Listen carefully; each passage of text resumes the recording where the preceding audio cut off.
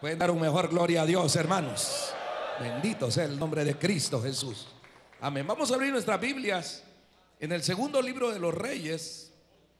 Todos sean bienvenidos, hermanos, esta mañana a este lugar. Segundo libro de los Reyes, vamos a leer capítulo número 1. Ya por varios meses hemos venido estudiando aspectos en la vida del profeta Elías, aspectos que hemos considerado necesario, fundamentales compartir con ustedes por las enseñanzas que conllevan estos detalles en la vida de este siervo de Dios. Segundo libro de los Reyes, capítulo 1 dice: después de la muerte de Acab, se rebeló Moab contra Israel, y Ocosías cayó por la ventana de una sala de la casa que tenía en Samaria, y estando enfermo, envió mensajeros y les dijo: id y consultad a Baal-zebú, dios de Ecrón, si he de sanar de esta mi enfermedad. Versículo 5: cuando los mensajeros se volvieron al rey, él les dijo: ¿por qué os habéis vuelto? Ellos le respondieron: encontramos a un varón que nos dijo: id y volveos al rey que os envió, y decidle: así ha dicho Jehová, no hay Dios en Israel que tú envías a consultar a Baal-zebú, dios de Ecrón. Por tanto, del lecho en que estás no te levantarás, de cierto morirás. Entonces él les dijo: ¿cómo era aquel varón que encontrasteis y os dijo tales palabras? Y ellos le respondieron: un varón que tenía vestido de pelo y ceñía sus lomos con un cinturón de cuero. Entonces él dijo: es Elías Tisbita. Amén. Amén. Cuando se habla de un profeta, se está hablando de un mensajero de Dios, de alguien que habla la palabra que Dios le da. Ese es un profeta. Este segundo libro de los Reyes es sencillamente una continuación del primer libro. Si usted lee los últimos versículos y del capítulo 22 del libro de Primero de Reyes, y continúa leyendo el capítulo 1 del segundo libro, va a notar de que van juntos. En los escritos originales así estaban juntos. Cuando ya se conformó la Biblia, fue que se separó Primero de Reyes de Segundo de Reyes, pero es el mismo mensaje, es decir, continúa con el mensaje. Esto lo digo porque del versículo 51 del último capítulo de Primero de Reyes en adelante, se nos habla de este rey Ocosías, hijo de Acab,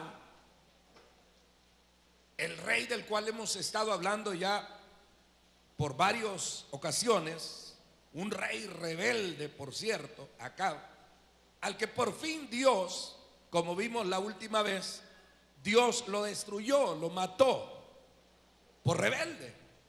Ahora, lo tremendo es que el hijo que vino a sucederle en el trono fue este Ocosías, y este Ocosías vino a ser igual al papá. Es decir, que según la conducta del padre, así es la conducta de los hijos.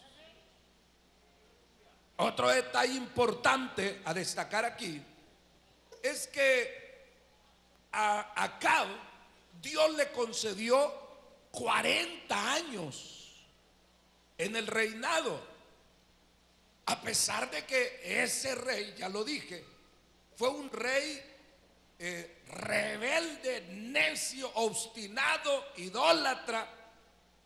Sin embargo, Dios le dio 40 años, lo soportó por 40 años. Ahora aparece el hijito y a este Dios no le concede más que 2 años. A este Dios ya no lo contempló. Es interesante este detalle, porque a veces hay personas que se fijan que algunos que son rebeldes siempre están siendo bendecidos de alguna manera. O por lo menos dice la gente, vaya ese rebelde, necio, terco, malcriado, idólatra, pero mire, llegó a viejo. En cambio dicen, yo conozco un montón de cristianos, dice que bien rápido se mueren. Y es cierto, millones de cristianos se mueren luego. Y pareciera que los malos permanecen.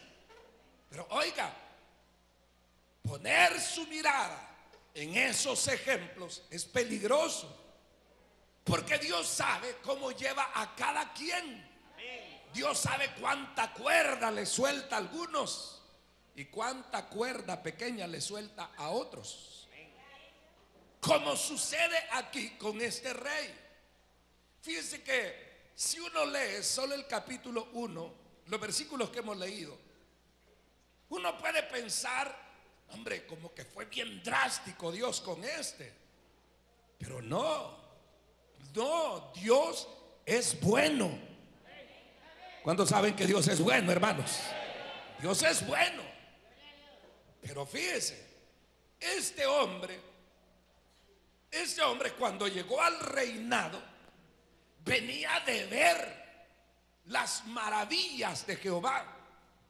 Ese hombre, como hijo que era del rey Acab, se daba cuenta cuando Elías el profeta llegaba con mensajes hacia Acab.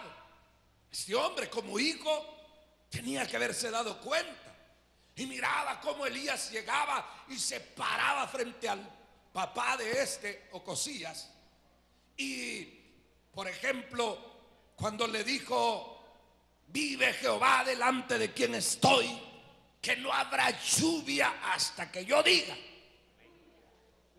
Este Ocosías ahí estaba.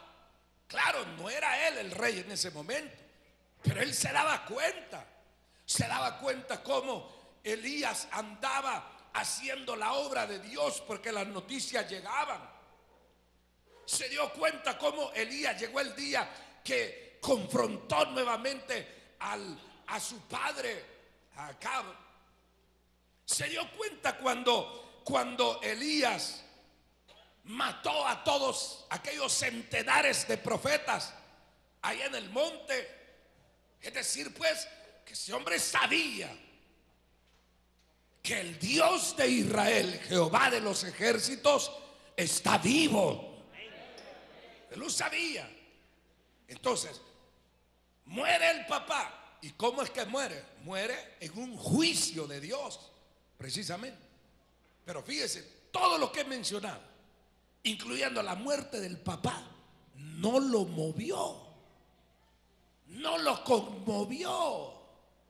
No dijo, no hombre, yo veo que aquí hay que pararse mejor firme, aquí mejor es arrepentirse. Yo no voy a ser lento como fue mi papá, que nunca quiso entender. Era lo lógico que ese hombre buscara el perdón de Dios. No lo hizo. No lo hizo, sino que los últimos versículos, ya lo dije, especialmente el versículo 52 del último capítulo de Primero de Reyes, dice que ese hizo lo malo, otro. Entonces usted dirá, sí, pero va empezando. No, pero es que lo que pasa es que él ya sabía, ya tenía antecedentes claros de lo que le sucede al que es rebelde a la palabra de Dios. ¿Cuántos son obedientes al Señor aquí? ¿Cuántos le obedecen a Dios aquí? Así, con esas ganas, así, con esas reservas. Amén, dicen. Óigame, fíjense que nosotros sabemos quién es Dios. Nosotros sabemos que ese Dios es Dios de poder, que con ese Dios no se juega, que a ese Dios no hay que andarlo cargando, que ese Dios no necesita andarle haciendo propaganda a uno. No, Señor, Él es el que nos carga a nosotros. Él es el que sostiene nuestra vida. Él es nuestro ayudador. Él es el que nos guía. Él es el que nos sustenta. Él es el que hace todas las cosas. Bueno, Él es el que nos da precisamente la vida que nosotros tenemos. Bendito sea el nombre del Señor. Entonces fíjese, este siguió en su ley. Este siguió en su rebelión.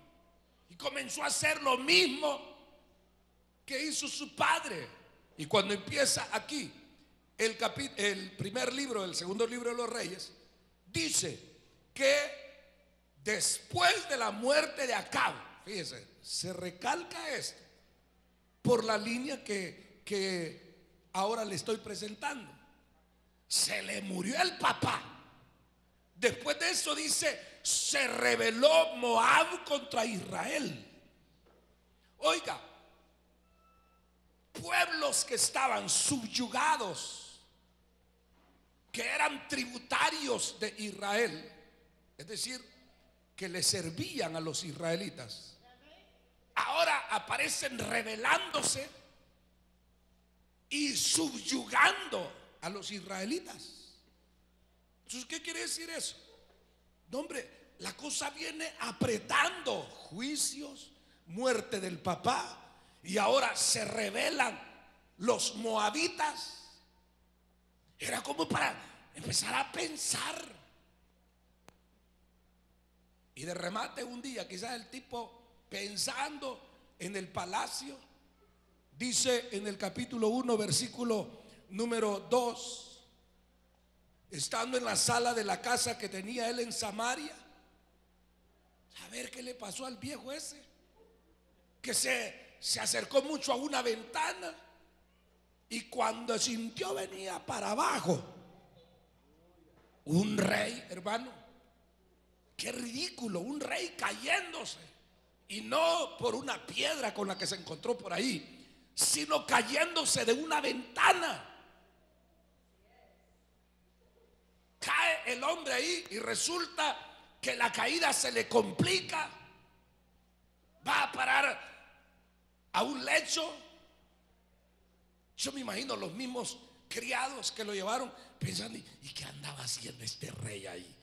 ¿Y cómo es posible que ese rey se haya caído? Todo aquello era como para que el rey dijera, aquí hay que enderezar el camino. Como dice el profeta antiguo, escudriñemos nuestros caminos y volvámonos a Jehová, volvámonos a Dios.